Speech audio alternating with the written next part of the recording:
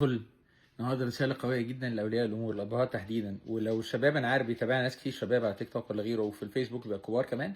وروا أهليكم الجزء ده.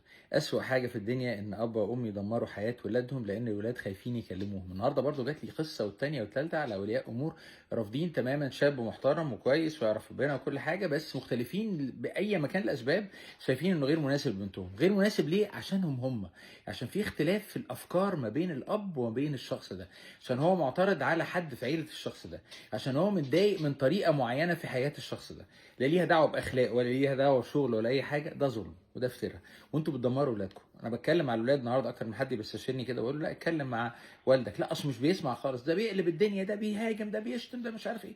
مش من حقك على فكره خالص، دي حياتهم. دايما بيقولوا على فكره بعد الجواز، الجواز وقت الجواز كل العائلات بيتكلموا بعض، لازم يكون في انسجام وتوافق كل حاجه، بس بعد كده يتقفل الباب على الولد والبنت لوحدهم. هو راجل البيت وهي تبقى ست للبيت، وهم مع بعض ولازم يكونوا متوافقين تماما.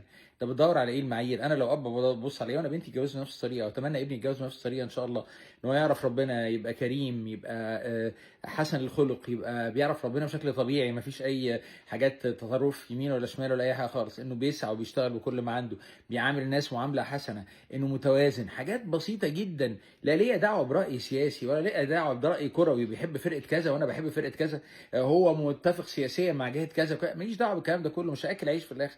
بيراعي بيته، هيحمي بيته، هياخد باله من مراته من ولاده، هيتعامل بشكل محترم، هيحترمها، هيكرمها، يحميها، كل بس اللي احنا عايزينه بس كده، مش اكتر من كده.